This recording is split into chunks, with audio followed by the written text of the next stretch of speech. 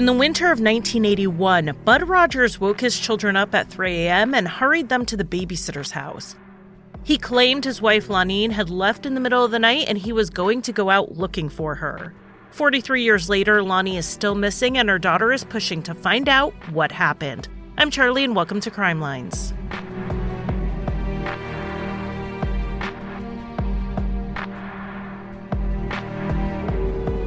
Welcome to Crimelines. Today's episode was sent my way by the advocacy organization Light the Way.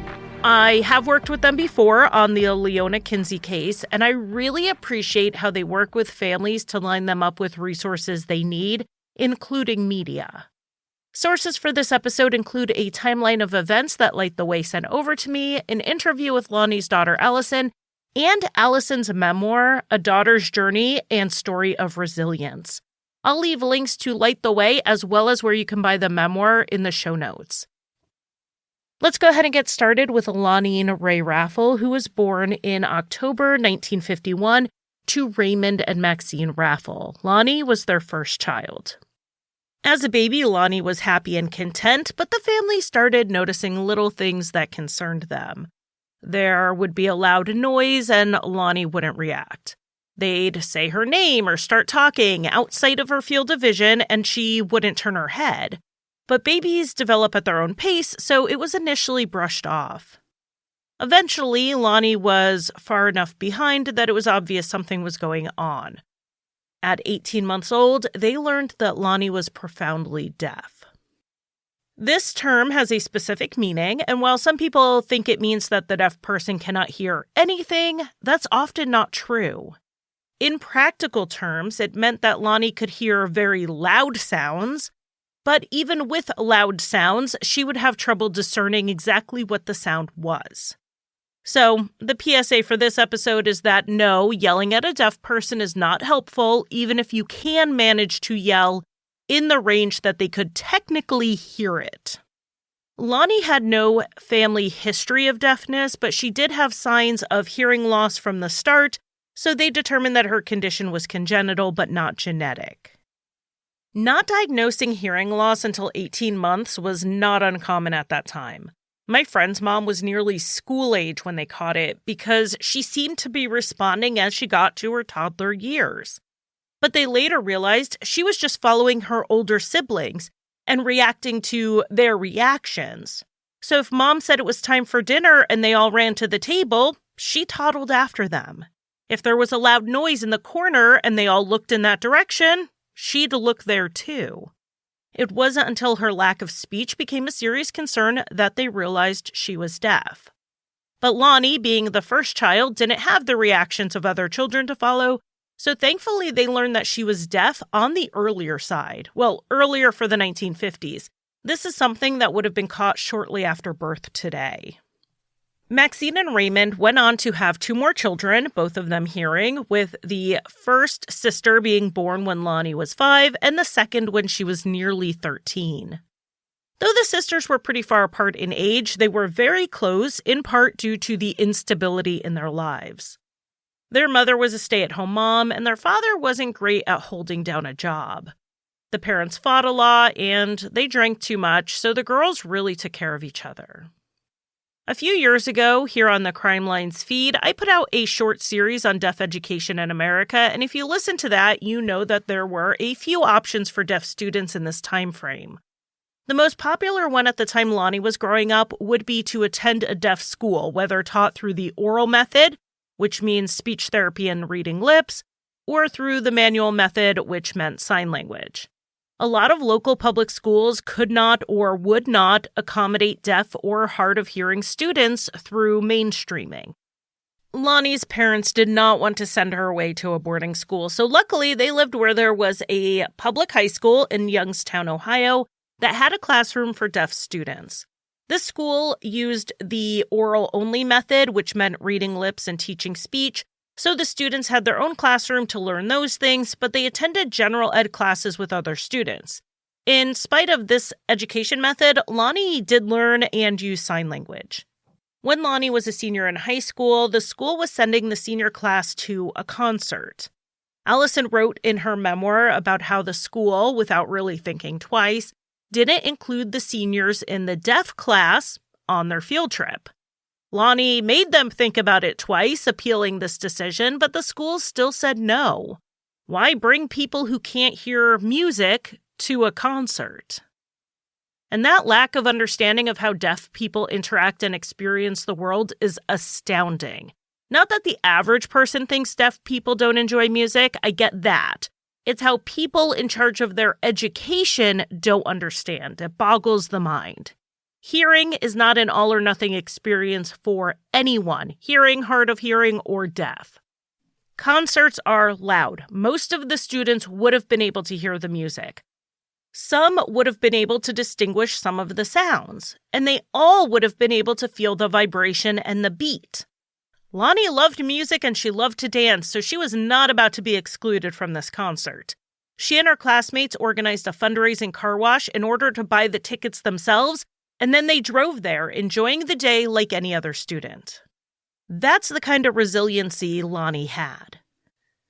Prior to her final year in high school, the family had moved over an hour away from Ohio to the Meadville, Pennsylvania area, so Lonnie ended up staying with family to finish out high school. After high school, Lonnie moved to Pennsylvania and lived at home while she worked. She worked in a factory doing assembly work, which was something she was very good at. She was both quick and accurate with her work, a combination that will make you a success whatever your job is. Lonnie was also at home nursing a bit of a broken heart after she and her high school sweetheart had broken things off. As she was adjusting to life in Pennsylvania and meeting new friends, those friends talked her into going with them up to the Erie Silent Club in Erie, Pennsylvania, which is about a 40-minute drive from Meadville. Deaf clubs were and are very important social groups for the deaf and hard of hearing. While with her friends at the Erie Silent Club, she met a man named Clinton Rogers who mostly went by Bud or Buddy. Unlike Lonnie, Bud was born hearing. He was the youngest of 4 children, and when he was about 3 years old, his family was in a car wreck, and of course, these are the days before safety seats, and he sustained a head injury that affected his hearing. Also, unlike Lonnie, Bud did not attend a local school and live at home. He ended up going to a boarding school, the Western Pennsylvania School for the Deaf, which is in Pittsburgh. They had a day school option, but Bud lived 2 hours away, so it was too far to commute. WPSD is regarded today as one of the best deaf schools in the country. But even the best education doesn't always make up for the downsides of boarding school life. Bud was one of those students who spent most of his time, including the weekends, living at the school. He would go home for longer holidays, but most of his family did not learn sign language. So he was either at school away from his family or at home struggling to connect with them, though he was pretty close to his sister Laura. She was protective of her little brother, which was cute when they were kids, but it did turn into a little bit more of an enabling situation as they got older. As a teen, Bud was not organizing fundraisers and challenging the system the way Lonnie was. He was instead getting into trouble. He seemed to court the attention, whether negative or positive, and he didn't seem to know when a prank or a gag went too far. I won't get into the details here, but one friend stopped speaking to him after animals were literally killed in one of Bud's show-off moments. Bud, however, didn't really seem to care, and that was at the heart of the issue. Lonnie did not see this side of Bud, at least not at first. He was affectionate and funny, but not in the cruel way he had been in his teen years. That's what Lonnie saw. But Lonnie's parents saw something else in him. I mean, they didn't exactly see him do anything majorly wrong, but they definitely picked up on his darker side. There were some things about him that they didn't like. His charm just didn't sit well with them. It was to the point that when Lonnie announced their engagement, her mother started crying. And those tears didn't stop through the wedding, which was held on October 21st, 1972, when Lonnie was 21 years old. She and Bud moved into the upstairs of a duplex in Little's Corners, which is outside of Meadville. And this location was great because it was very close to Lonnie's family. Her grandparents actually owned the duplex and lived in another house that was pretty much just on the other corner from them. Months after the wedding, Lonnie started seeing some of Bud's bad behaviors. He got caught breaking into a woman's car while she was in the grocery store. Bud basically blamed his head injury for this impulsive action. He ended up making a deal where he sought outpatient mental health treatment and paid restitution. Once he completed that, the charges were dropped. Lonnie would confide in her sister about the relationship, so we do know the honeymoon period didn't last long. The primary thing they fought about was money, but it wasn't just money. It was more about Bud's relationship with money. Bud worked at a machine shop, and he was an excellent employee. He never showed up late, and he rarely took a day off. Lonnie was similar. She worked at that point as a housekeeper at a hotel. So they had two full-time incomes that in the 1970s paid enough to support two people living in a small town. But the bills would still go unpaid. Late notices started coming in. Lonnie confronted Bud about it. How in the world were they behind on their bills when they had the money to pay them? And it was because Bud didn't prioritize bills first. He bought what he wanted and paid bills with whatever was left over, which is the opposite of how you're supposed to budget. You don't really need Dave Ramsey to tell you that. So I would argue the issue wasn't that they didn't have enough money or even that Bud wasn't good with money. It was that Bud would not put off his own wants for the good of their life together. It was the selfishness in his actions that really caused the issues.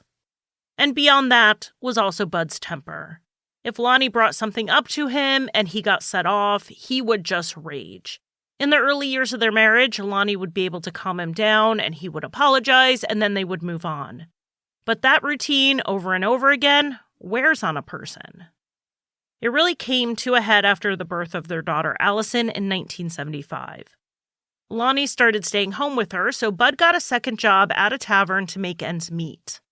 Unfortunately, Bud's temper and spending habits remained an issue, as did his stealing, which he continued to blame on his head injury. In January of 1976, he stole tools from a neighbor's garage, and then in June of 1977, he got caught staging a robbery at the tavern where he worked.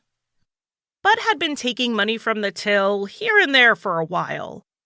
Though he spaced out the thefts to hopefully avoid detection, they were noticed because it wasn't a few bucks at a time. He didn't grab a $5 or a $10. He would take more like $80 at a time. And in 1977, that had the buying power of $400 in today's money. So yeah, it's safe to say the business noticed the missing money. Bud ended up getting exposed as the thief when he stole $700 out of a desk at work. That was 2 weeks of wages back then. This was the amount of money that would get the police called, so Bud decided to smash the front glass door of the tavern and claim that two men in masks robbed him at gunpoint. He even had a story about them firing a shot that somehow missed his head but went through his baseball cap. The investigators did not believe Bud at all, and not just because of the baseball cap story.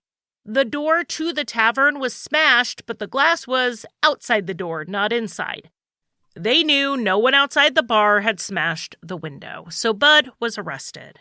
He ended up being charged with the theft for the tools and the bar robbery. Bud was facing multiple crimes, but the DA had the magistrate combine them all just to make it easier to get a court interpreter. Bud ended up being ordered to pay restitution and serve 6 to 12 months behind bars. That said, he was able to successfully argue that he was the sole support to his pregnant wife and daughter, because yes, all of this mess happened while Lonnie was pregnant for the second time. I can only imagine her stress levels. But because Bud was their sole income, he was allowed to leave jail to go to work and then report back at night and whenever he had a day off. In October of 1978, Lonnie and Bud's second child, a son, was born. When Bud was released soon after, he stayed with his parents for a short time before moving back in with Lonnie and the kids. Things went from bad to worse after he came back. Lonnie knew the marriage was over or on the road to being over, so she got a job cleaning hotel rooms again to prepare to raise her kids as a single mom. It seems the two separated again at some point in 1980. When Lonnie went to visit her family for Thanksgiving that year, she showed up with just the kids, who were ages 5 and 3, and she said that she and Bud were divorcing, but she was going to let him come back home just for the holidays before he would then have to move back out. So after Christmas, Lonnie told Bud it was time to go again, and he said no. He wasn't going anywhere. These were his kids, and this was his home, and he was staying. This wasn't exactly a reconciliation attempt. Bud was not trying to put his best foot forward to convince Lonnie to take him back. He was simply refusing to leave. And if anything, he was worse than ever. He started accusing Lonnie of cheating on him and demanding to know where she was going, who she was with, and who she was talking to. This didn't come completely out of the blue. Lonnie did have a friend at work, a male friend, who she would have lunch with. His name was Arthur, and he worked as an electrician at the hotel. He was a coworker who was willing to put forth the effort to understand Lonnie, who both signed and spoke. He would listen to her, which wasn't something Bud was particularly good at. And as Lonnie was talking about heading to divorce, he was helping her figure out some of the logistics of what she needed to do to protect herself in the process. It sounds like the relationship was more than friends, but short of a full-blown affair. Lonnie was at the end of an unhappy marriage, and Arthur was in a stale marriage, so they were both definitely getting some emotional support through their relationship, which I'm sure was flirtatious to some degree. Bud found out about Lonnie and Arthur mainly because they weren't exactly hiding anything. Their relationship took place in public spaces, and when Bud found out, he was livid. He told Lonnie to stay away from Arthur, even if it meant quitting her job. But Lonnie didn't quit. It was her only way out of the marriage, so that's where she went, as usual, on Tuesday, January 6th, 1981. When she finished work, she stopped at her parents' house before going home. She told her father Raymond that Bud still wasn't moving out, and she was going to have to put her foot down with him. Raymond knew money was an issue, so he gave Lonnie $60, which would be about $200 in today's money. He would have given her more, but he didn't have it on him. Lonnie then went home, and according to Bud, they had dinner and put the kids to bed. Bud admitted that the two started arguing, and based on the conversation with Lonnie's father, I'm sure it was about Bud needing to move out again. The downstairs neighbors confirmed that there was some type of commotion going on upstairs. They heard loud noises, but not words, and banging.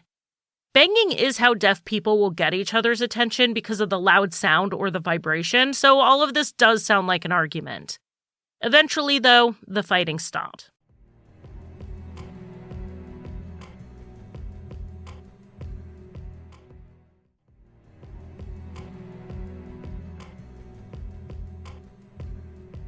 According to Bud, he went to bed when the argument ended, but Lonnie didn't. He woke up around 12:40 and noticed that Lonnie wasn't in the bed.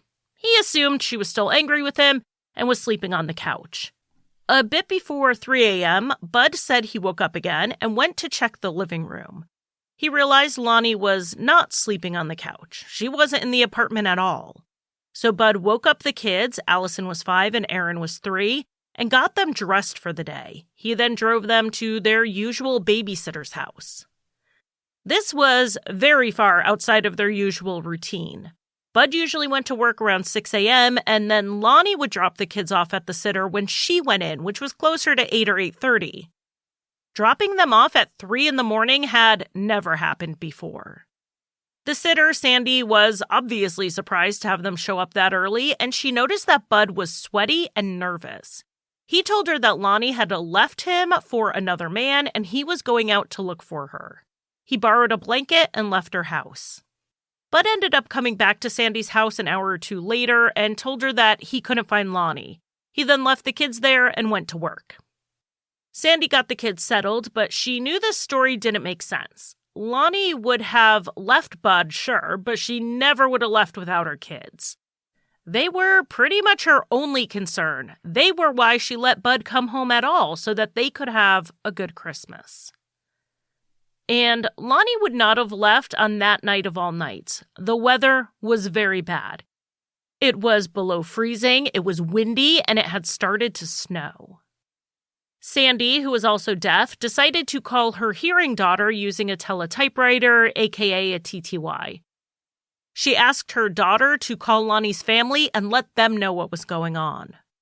Sandy then called some other deaf friends and people who had a TTY in their home, but no one had heard from Lonnie. When Lonnie's father, Raymond, found out she was missing, he and Lonnie's grandfather went over to the apartment while Bud was at work, and they let themselves in, aka they broke in. They found nothing out of place, which in and of itself was odd. The apartment was spotless. Even the beds were made. Lonnie was a tidy housekeeper, but Bud said she left while the kids were asleep. So Bud woke up around 3 a.m, and he was so worried about Lonnie that he rushed his kids to the babysitter's house, yet he stopped, in his frazzled state, to make their beds.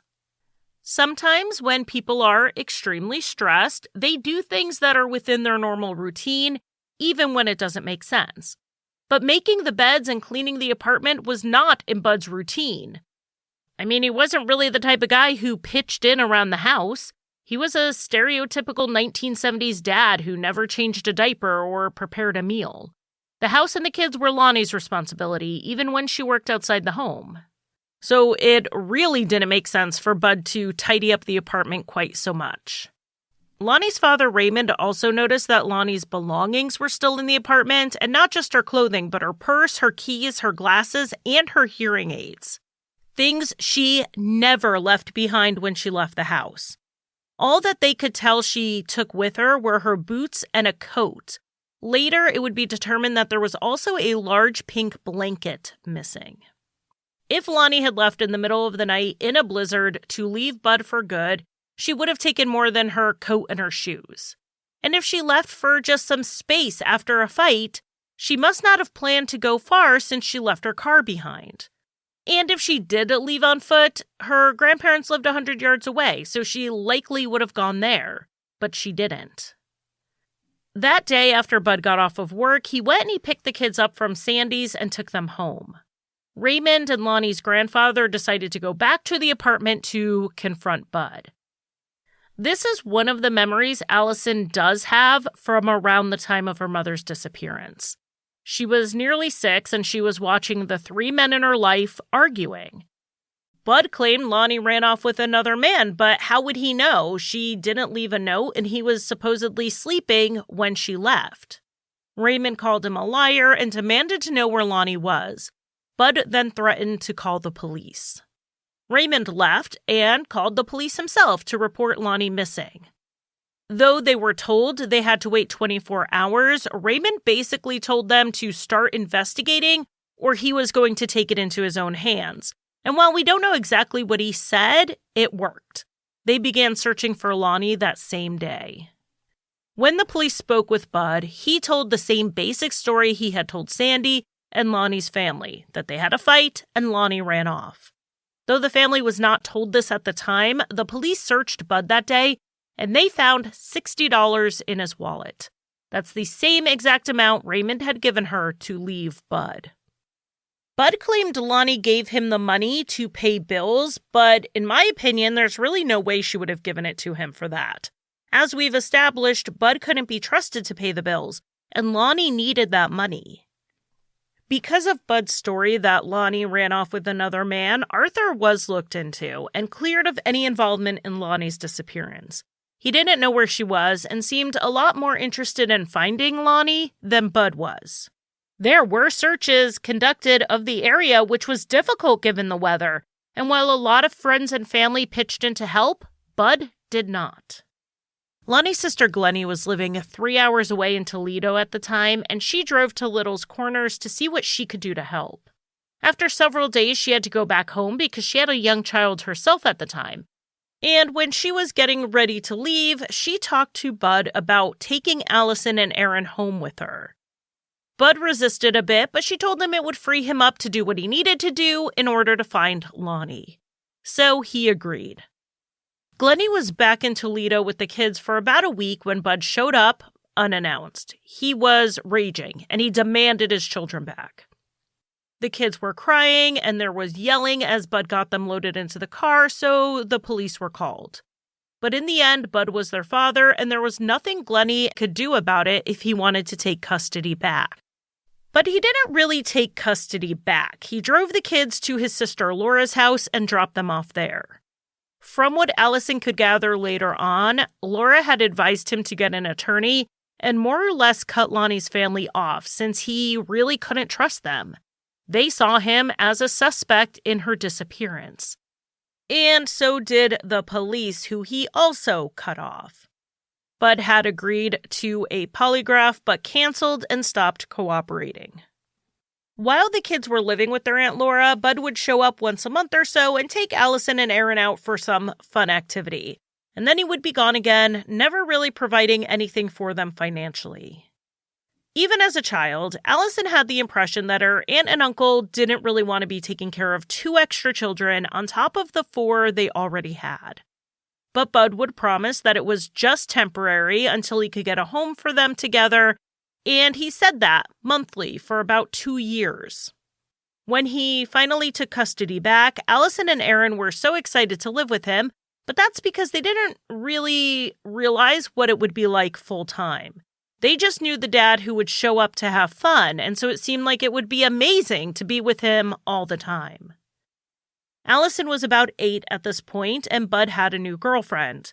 Their relationship was volatile and abusive, and the girlfriend would tell Allison about it. Yes, an 8-year-old. This girlfriend even said to Allison something about how Bud was responsible for whatever happened to Lonnie. One time, she made that accusation straight to Bud's face during an argument, and this was in front of the kids. Bud kicked her out of their apartment and told her not to come back. He then told Allison that the girlfriend had a sexually transmitted disease, and then he got a newspaper article with a picture of Florida and told her that's where Lonnie went. Allison remembered this interaction, probably because it was so confusing and strange. It seems clear to me that Bud did not want Allison to hear and or remember the accusation his girlfriend made. So he first discredited her and then tried to plant a seed that Lonnie was off living her best life at the beach. And if you think all of that is too much for an 8-year-old, you're right, but it didn't stop there. There was definitely some parentification going on. When school started, after they moved in with Bud, Allison was a 2nd grader and Aaron was in kindergarten. Allison was more or less in charge of her brother until Bud got home from work. And that's if Bud came home.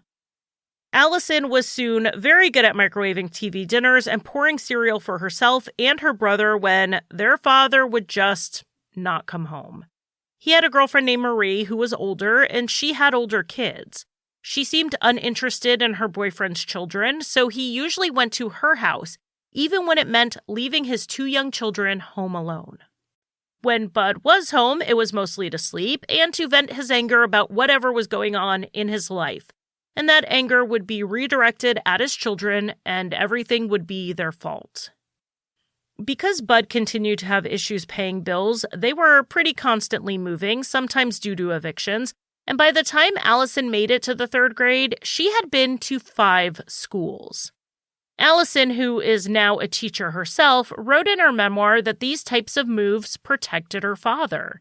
He didn't do it intentionally, but he would move them to a new school before the last school had figured out what was going on in the home as far as the abuse and neglect went. That was until Allison was in the 5th grade. The district they were in at the time had the 5th grade at the middle school, so this meant Aaron, who was in the 3rd grade, had to get himself to school on time every morning since Allison left earlier than him. Aaron was about as good at getting to school on time as the average 8-year-old would be, which is to say not very. One day he showed up at school with just a coat on but no shirt, and the school began wondering what was going on. They called Child Protective Services to report suspected neglect. The caseworker came to the home and interviewed the children, and then they spoke to Bud using Allison as an interpreter. I know a few CODAs, that is, children of deaf adults, and I've heard so many stories about awkward interpreting situations, particularly back in the 70s and 80s when getting an interpreter was not easy and it was often not required. But Allison's stories really take the cake when it comes to inappropriate situations. Having a child interpret between a social worker and her abusive father is shocking. But believe it or not, it's going to get worse later on. Basically, with this situation, Bud was told not to leave his young children home alone, and the social worker would be monitoring the situation with visits. One day, the worker came by after school when Bud wasn't there. They waited for an hour, and he didn't show up, so the kids ended up in foster care. They were then given a kinship placement with Bud's sister, Laura. A year later, Bud regained custody of the kids, and for a little while, things seemed better. But even though a social worker was involved, Bud started disappearing for days at a time again. This social worker. You're going to have to read the memoir to get the full story, but I just want to give you one example because I already mentioned the interpreting thing. Allison would disclose neglect and abuse to the social worker. Like she told him outright that Bud left them home alone overnight, and one time he slapped her so hard on the back of her head that she fell over. So guess what the social worker did? He confronted Bud with these accusations while using Allison as the interpreter. Bud could read lips well enough that Allison couldn't just change what was being said, so by the time the social worker left, leaving the kids at home, Bud had been worked up into a rage. And the social worker just kept leaving them there. That wasn't until Allison went to stay with a friend's family who knew what was going on in the home. The social worker went to Bud's house for a visit and found out that Allison wasn't living there anymore, and Bud didn't necessarily seem to entirely notice. The kids were again taken into foster care and sent to live with their Aunt Laura. And then a year and a half later, Bud showed up again and once again took custody. Allison was 14 and Aaron was just shy of turning 11 at this point. Since the time of their mother's disappearance, 9 years before, they never had a stable home. Things were not any better with Bud, no matter how many times they gave him his kids back. Allison was strong-willed. She had to learn to stand up to Bud. She was certainly her mother's child here. And now she was older. She figured out that she could be gone when she needed to be. What was happening in the home was not completely unnoticed by people at the school. They were back in the school district they had been in when Aaron showed up at school with no shirt on. So I have a feeling they had their eyes on this situation. On October 14th, 1989, Allison's math teacher, Judy Dinsmore, who had been her guidance counselor back when she was in the 5th grade, took her aside. She gave Allison her home number and told her not to hesitate to call if she needed anything. Allison took the phone number, stuck it in her pocket, and went on with her day. Allison remembers the exact day that happened because it was also her brother's birthday. Bud was taking them out to dinner to celebrate that evening, and he had Aaron and his girlfriend Marie sit in the cab of his pickup truck with him. This left no room for Allison, so he made her sit in the bed of the truck. It was about 40 degrees out, and he was driving highway speeds. Allison got so cold she was genuinely worried for her well-being, so she started banging on the window of the truck to get her father's attention. Though Bud did not respond, she had certainly gotten his attention. Instead of driving to the restaurant, he drove to the police station. Bud went in for about 10 minutes before he came back out and angrily told Allison to get out of the truck bed. He then shoved her from behind as they walked into the police station. Bud had been trying to tell the officer what he needed, but he couldn't communicate it, so he needed Allison to interpret for him. And what he signed to her was, quote, "Tell him I am finished with you. You are bad and I don't want you in my house anymore." And so Allison did what she had been doing since she started talking. She turned to the officer and told him exactly what Bud had just signed to her. She told him that her father didn't want her anymore because she was bad. The officer then had Allison sign back to Bud that he couldn't just drop a teenager off at the police station like that. But Bud signed back that he wasn't taking her home. Allison stood there, communicating this conversation about being unwanted between these two men. The officer asked Allison if there was anyone she could call. They tried Bud's sister, Laura, who told the officer Bud had done this too many times, dropping his kids off with her, and he needed to figure it out on his own. They then called Bud's parents, but they lived in a retirement community, and per their lease, they could not take custody of a child. If Allison had called her mother's family, they would have taken her in, but in spite of their efforts over the years, Bud and his sister Laura had been successful in blocking most contact. So Allison didn't even know how to contact them. So her father was standing there, glaring at her, while this officer was trying to figure out what to do, and Allison nervously put her hands in her pockets. She felt that slip of paper with Judy Dinsmore's phone number on it. She had forgotten about it. So she pulled it out and handed the number over and told the officer he could try to call her. I'm sure this officer was thinking that there was no way that this girl, whose dad was trying to abandon her and whose family wouldn't take her, had a math teacher who would drop everything and come and get her. But that's exactly what happened. Allison later learned that it was actually Judy's wedding anniversary, and she and her husband had cut short their plans to come get her. The officer asked Bud if he would at least take Allison to her home to get her things, and the Dinsmores would meet them there. He agreed, and when they pulled down the street, there they were, waiting for her. The Dinsmores then took her home and filed for custody. Bud showed up for the initial custody meeting, which, thankfully, they hired an interpreter for. Allison was to stay with the Dinsmores for 6 months, and then they would have a formal hearing after that. That hearing was held, a hearing that Bud did not show up for. The Dinsmores waived any and all rights to child support, and they were given the sole legal and physical custody of Allison. Bud essentially lost all of his rights to her. Allison then moved forward in a home with the ups and downs of family life, staying in the same school until she graduated. Judy then helped her and Aaron have Lonnie declared deceased, and the Social Security benefits helped Allison go to college. Another thing Judy helped with was having Allison, when she was 18, make contact with the police about Lonnie's case. Lonnie's family had never stopped trying to get the case pursued, but of course the police hadn't heard from Bud since he got an attorney. What Allison remembered most from that meeting was that the investigator told her that they had everything they needed to convict Bud except for Lonnie's body. The case was just too circumstantial without it. This case was truly a cold case, sitting there until the investigator assigned to it had time to look it over. Allison would later find out that the investigator who had the case in 2006 had gotten Bud to agree to an interview. But because this is considered an active investigation, Allison has not been told anything else, like the contents of that interview or if his story changed from what had happened in 1981. A few years after that, around 2009-ish, Bud's now ex-girlfriend Marie wanted to talk to the police. She also wanted to talk to Allison, which Allison was less than thrilled about. Marie knew about the neglect and abuse. In some way, she contributed to it with her sheer indifference. She would eat in front of the kids, telling them that it was her food that she bought with her own money, even though she knew Bud wasn't going to feed them.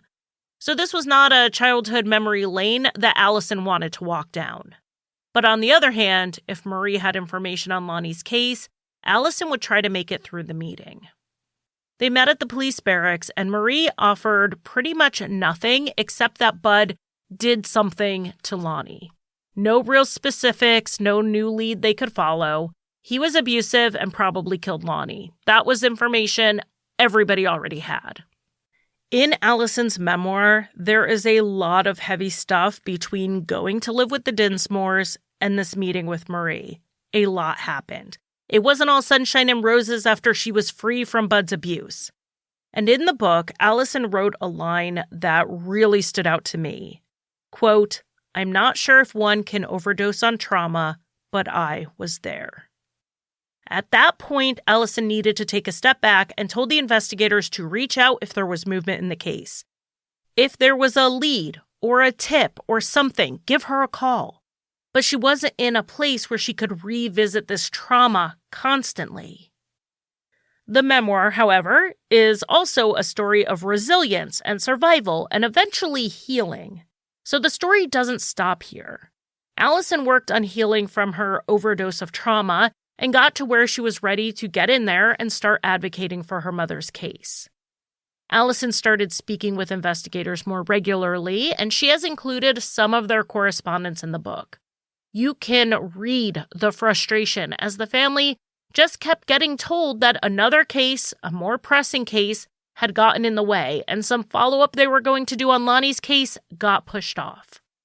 But the family did get some new information, like they didn't know before this that the $60 Lonnie's father gave to her was found on Bud the next day.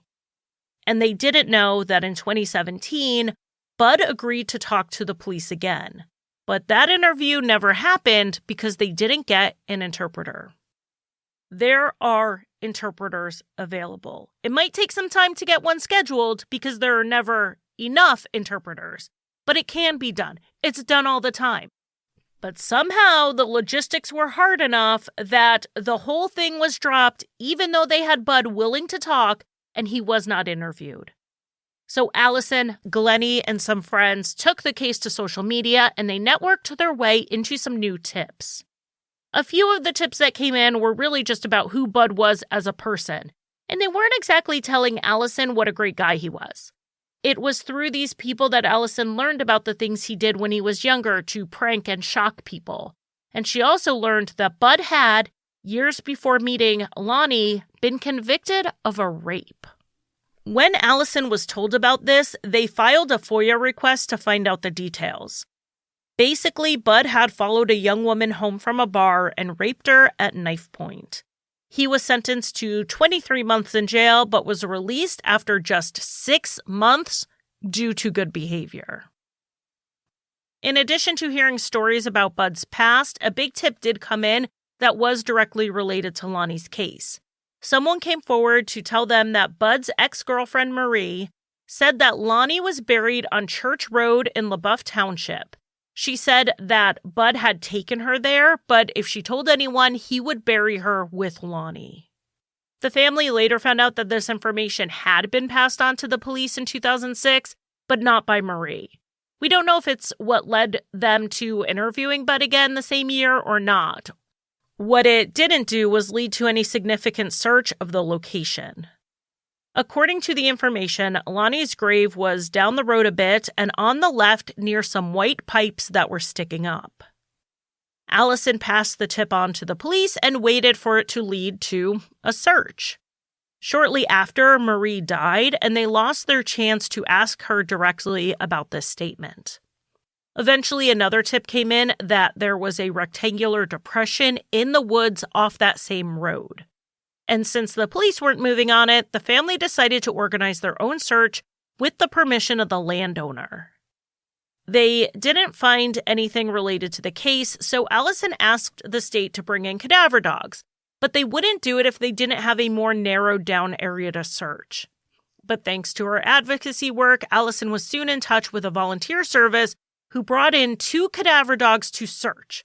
The first dog indicated on a specific spot, so they took the dog out of the woods and re-entered from a different direction.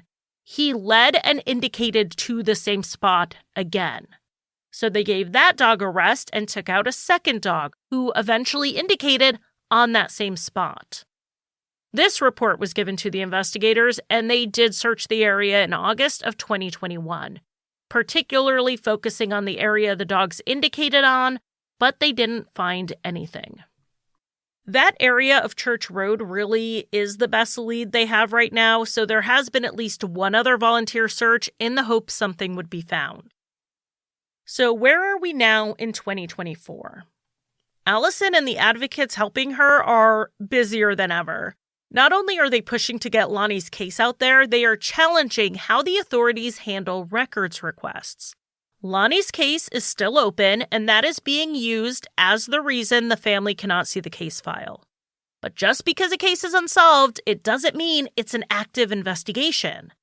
This blanket policy to refuse to release, even to family, any case files after 40 plus years really impacts families like Lonnie's, who are having to do their own searches and taking their own tips. The police say they don't have time for the case, but the advocates do have time. At this point, what is the harm in allowing the family and or their representatives to see the case file? Maybe there is something in there that the police missed that will lead to the location of Lonnie's remains. The only argument against releasing the case file is that they don't want to jeopardize any future court proceedings. And to that I say, what future court proceedings?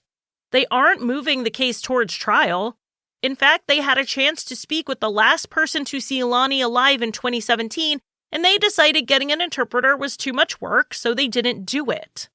The best chance this has at any resolution is to let the family and the advocates continue their work by letting them have the case file. The denial of the records request has been appealed in the courts, but even if that had been granted, it would only help this case. The next family that comes along will be looking at the same fight. So Allison is currently working on legislation that will limit the police on how long they can withhold files, particularly from families. The greatest hope to find Lonnie and Rogers and to return her to her family is the combination of that case file and Allison and Glennie's determination to bring her home. Lonnie Rogers was 29 years old when she went missing. She was between 5 feet and 5'5" and weighed around 140 pounds. She had sandy brown hair and gray eyes. The only clothing missing from her home was a navy blue peacoat and tall brown boots. If you know anything about the disappearance of Lonnie Rogers, you can call the Pennsylvania Crime Stoppers at 1-800-4PA-TIPS. You can also follow the Justice for Lonnie Facebook page to stay up to date on all the developments and send tips directly to the family. Even if you have sent the tip in before and don't know if the police followed up on it, it doesn't hurt to tell the family. To learn more about Allison's story, I'll leave a link to her memoir, A Daughter's Journey and Story of Resilience, in the show notes. Thank you for listening. If you want more content, check out my other show, Crimelines and Consequences, wherever you get your podcasts. I also offer bonus content and ad-free listening at patreon.com/crimelines or through the Apple Podcast app. If you want to buy me a coffee, the official drink of Crimelines, you can give a one-time donation at basementforproductions.com/support.